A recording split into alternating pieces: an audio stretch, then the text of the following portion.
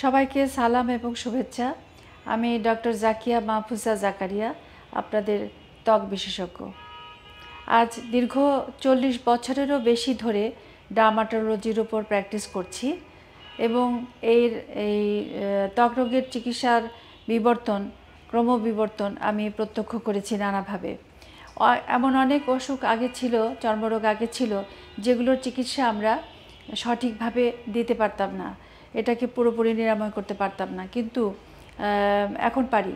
এখন চিকিৎসা বিজ্ঞানের উন্নতির সাথে সাথে এই অনেকগুলো রোগের আমরা সুন্দর করে চিকিৎসা করতে পারি। কিন্তু দুঃখের বিষয় হলো, একটি অতি পুরাতন রোগ, যেটাকে আমরা দাঁত বলে জানি, আমরা চিকিৎসা ভাষায় টিনিয়াসিস বলি বা ছত্রাক সংক্রমণ ত্বকে ঘটে থাকে, এই রোগটির চিকিৎসা আগে যেটা অত্যন্ত পানির মতো সহজ ছিল, সেটা আজকাল যেন কঠিন থেকে কঠিনতর হয়ে যাচ্ছে। এটা কঠিনতম পর্যায়ে যাতে না যায়, এই ব্যাপারে আমাদের ত্বক বিশেষজ্ঞদের এখনই সচেতন হওয়ার সময়।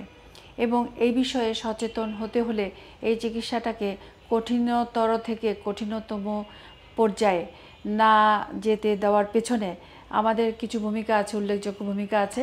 এই সম্পর্কে আজকে আমি আলোকপাত করতে চাচ্ছি।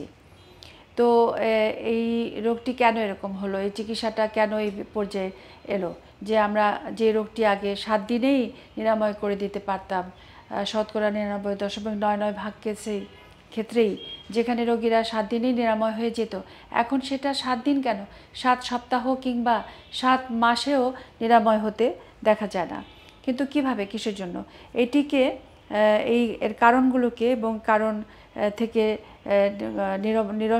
এর সমস্যা নিরসনের উপায়ে কি কি পদ্ধতি, আমাদের সম্ভাব্য পদ্ধতি আছে, সেই সম্পর্কে আজকে আমি সহজ সরল ভাষায় জনতার কাছে কিছু কথা বলতে চাই, যেটা কিনা চর্মরোগ বিশেষজ্ঞ হিসেবে আমি আমার নৈতিক দায়িত্ব বলে মনে করি।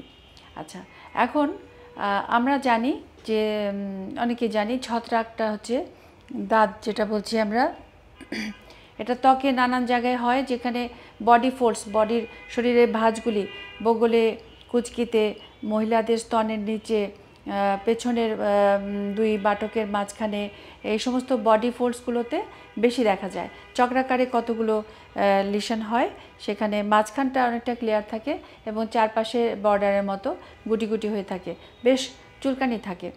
এখন কিন্তু এই টিপিক্যাল জায়গাগুলোতে শুধু যে আক্রমণ ঘটছে তা না, এটা শরীরের সর্বত্র ছড়িয়ে পড়ছে এবং দেখা যাচ্ছে আগে অত্যন্ত বিরলভাবে যেখানে মুখে দেখা যেত, এখন সেখানে আমরা মুখেও এটা দেখতে পাচ্ছি।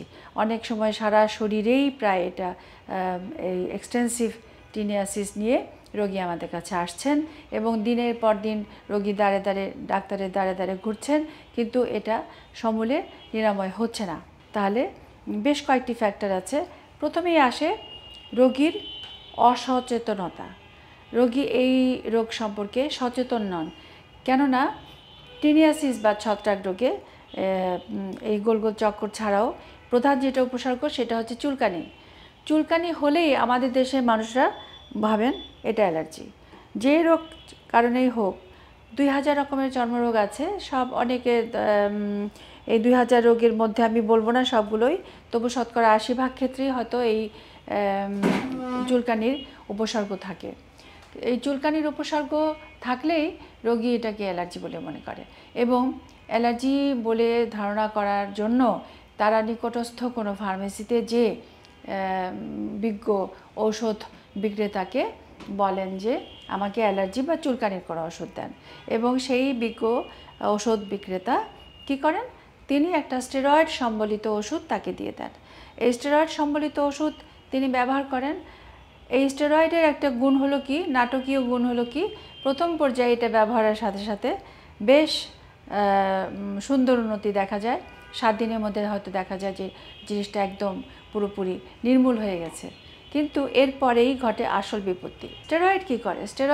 যেখানে স্টেরয়েড ইন্ডিকেটেড, যে সমস্ত ডিজিজে স্টেরয়েড আমরা দিয়ে থাকি, সেই সব ক্ষেত্রে স্টেরয়েড ওই এক্সিমা জাতীয় বা অন্যান্য চর্মরোগ আছে, বিভিন্ন রকমের যেখানে আমরা দিয়ে থাকি, সেখানে ত্বকের রোগ প্রতিরোধ ক্ষমতাটাকে এটা করে দেয়, নষ্ট করে দেয়, যে কারণে এটা ওইভাবেই এটা কাজ করে এবং ওই অ্যালার্জি বা এক্সিমা বা সোরিয়াসিস যে কোনো কারণে হোক ওটা ওইভাবে এটা কাজ করে থাকে। কিন্তু ফাঙ্গাল ইনফেকশনের ক্ষেত্রে কি ঘটে, স্টেরয়েড তো ফাঙ্গাল ইনফেকশনের ওষুধ অবশ্যই নয়, উপরন্তু এটা কি করে, স্টেরয়েড দেওয়ার ফলে ওই আক্রান্ত স্থানের ত্বকটি একদম রোগ প্রতিরোধ ক্ষমতা শূন্য হয়ে পড়ে। তার জন্য পরবর্তীতে দেখা যায় যে ফাঙ্গাস বা ছত্রাকের যে এগুলো আছে, ছত্রাকটা সেটা আরও বেশি বহুগুণে শক্তিশালী হয়ে এটা আক্রমণ করে। ছত্রাকের যে আসল ওষুধগুলো আছে সেগুলো আমরা অ্যাপ্লাই করি, তাহলে সেই ওষুধগুলো আগে কনভেনশনাল যে ট্রিটমেন্টগুলো আমরা আগে দিতাম অতি সহজে আরোগ্য হয়ে যেত, সেইগুলো আর কাজ করে না এবং এগুলোকে সম্পূর্ণভাবে এই রোগ ওষুধগুলোর প্রতি এর ছত্রাকের প্রতিরোধ ক্ষমতা তৈরি হয়ে যায়। এরা পুরোপুরিভাবে এটাকে ওভারলুক করে এবং এটা আরও ক্রমাগতভাবে আরও বাড়তেই থাকে। যদিও ছত্রাকের বিরুদ্ধে ওষুধ ব্যবহারের ওষুধ যেগুলো আগে ছিল সেগুলো বেশ কিছু ওষুধ ছিল এবং দিনে দিনে ছত্রাকের ওষুধের আরও নতুন নতুন ফর্ম আসছে, আরও নতুন নতুন ওষুধ বাজারে আসছে, আবিষ্কৃত করতে হচ্ছে বিজ্ঞানীদেরকে। কিন্তু যতই নতুন নতুন ওষুধ আমরা অ্যাপ্লাই করি না কেন ছত্রাকের আক্রান্ত স্থানগুলিতে, দেখা যায় যে কোনো অবস্থাতেই এই ওষুধগুলো কিছুদিন হয়তো একটু কম থাকছে, কিছুদিন আবার নতুন জায়গা শুরু হচ্ছে বা ওই জায়গাটায় আবার নতুন করে পুনরাক্রমণ ঘটছে বা ওটা আরও বেড়ে যাচ্ছে, আস্তে আস্তে শরীরে সর্বত্র ছড়িয়ে পড়ছে। সবচেয়ে দুঃখের কথা হলো কি, এটা পরিবারের অন্য অন্য সদস্যদের মধ্যেও ছড়িয়ে পড়ছে। শুধু স্টেরয়েড যে ব্যবহার করেন সেটা আমি বলবো না, কিছু কিছু ওষুধ বাজারে আছে যেগুলো ছত্রাক বিরোধী যে ওষুধগুলো আছে সেটার সাথে স্টেরয়েডের কম্বিনেশন হিসেবে তৈরি করা হয়। এগুলো কিন্তু একইভাবে মানে উপযোগী নয়। যেহেতু স্টেরয়েড আছে ছত্রাকের ক্ষেত্রে এগুলো ব্যবহার করা মোটেই উচিত নয়। একমাত্র শুধু যেগুলো ছত্রাকের বিরুদ্ধে কাজ করবে সেই ওষুধগুলোই এখানে প্রথম থেকেই ব্যবহার করা উচিত এবং চিকিৎসকের নির্দেশ অনুযায়ী এটা যতদিন চিকিৎসক বলবেন ততদিন ব্যবহার করতে হবে।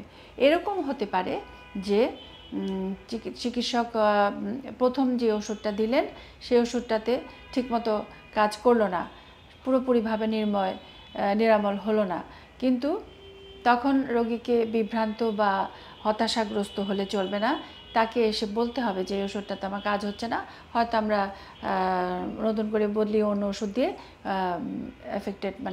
এফেক্টিভ রেজাল্টটা পেয়ে যাব। আরেকটি কাজ রোগীরা করেন সেটা হলো পুরনো প্রেসক্রিপশন দেখে সেটা ফলো করা। মানে হয়তো আগে যে চর্মরোগটাতে স্টেরয়েডের ইন্ডিকেশন ছিল সেই রকম একটা রোগ ছিল, সেই প্রেসক্রিপশন দেখে যখন তার ছত্রাক আক্রমণ হলো সেই পুরনো প্রেসক্রিপশন দেখে সেই পুরনো স্টেরয়েড সম্বলিত ওষুধটি আবার নতুন করে ব্যবহার করতে শুরু করলো। সে তো ভাবলো যে একই রোগ, ওটা আগে যেটা হয়েছিল আর এটা একই রোগ, তার তো ডায়াগনোসিস করার ক্ষমতা নেই বা কথাও নয়, তো তিনি এটা ব্যবহার করে থাকেন। জনগণের অসচেতনতা এবং ঔষধ বিক্রেতাদের অসচেতনতা এবং দায়িত্ব জ্ঞানহীনতা, এই দুটো ফ্যাক্টর এই ফাঙ্গাস জাতীয় বা ছত্রাক বা দাউদ যেটাই বলি এই রোগটির চিকিৎসার বিফলতার প্রধান কারণ। তবে এখানে আরেকটি ফ্যাক্টর আছে যেটি আমি উল্লেখ না করলেই নয়, আমি আপনাদেরকে বলতে চাই, সেটা হলো চিকিৎসকরাও এই ব্যাপারে কিছু ভূমিকা পালন করে থাকেন।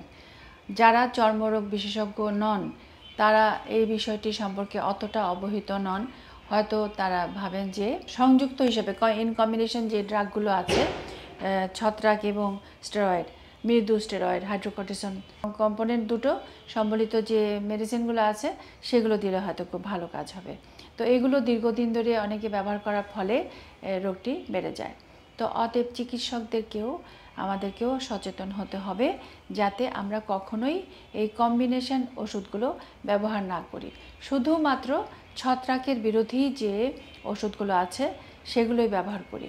রোগীদের জন্য আরও কিছু গুরুত্বপূর্ণ কথা আমি বলতে চাই, সেটা হলো যে ছত্রাক যদি পুরোপুরিভাবে নির্মূল করতে হয় তাহলে সেখানে আমাদের ওষুধ চিকিৎসকের প্রেসক্রিপশন ফলো করা ছাড়া আর কি করণীয় আছে।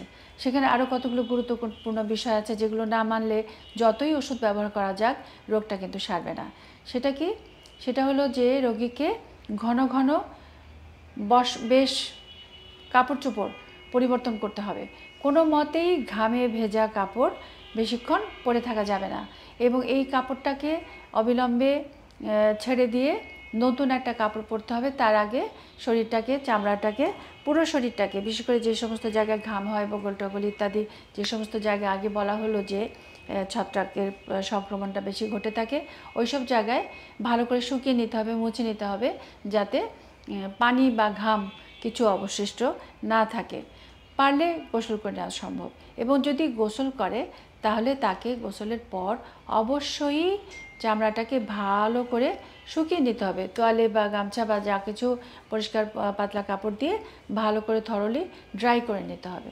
ড্রাই করবার পরে সে ওষুধ লাগিয়ে ফ্রেশ একটা কাপড় পরবেন এবং এই ফ্রেশ কাপড়টা অবশ্যই হতে হবে একদম খটখটে কড়া রোদে শুকনো, অথবা যদি রোদ না পাওয়া যায়, তাদের বাড়িতে যদি রোদ অ্যাভেলেবেল না থাকে তাহলে অবশ্যই কাপড়গুলোকে ইস্ত্রি করে নিতে হবে, আয়রন করে নিতে হবে। সেই আয়রন করা কাপড়গুলোই তারা পরতে পারবেন এবং একজনের কাপড় একজনের তোয়ালে, সাবান, গামছা এগুলো অবশ্যই আরেকজন ব্যবহার করবেন না। পরিধেয় বস্ত্র থেকে এই রোগটি কিন্তু খুবই সংক্রমিত হয়, একজনের থেকে আরেকজনে চলে আসে এবং এটি অত্যন্ত ছোঁয়াচে রোগ। একজনের হলে দেখা যায় যে পরিবারের সবাই আক্রান্ত হচ্ছেন। তো ছত্রাক সম্পর্কে আজকে আমাদের এই পর্যন্তই। আপনারা ভালো থাকুন, ছত্রাক মুক্ত থাকুন। আপনাদের সবার জন্য শুভকামনা।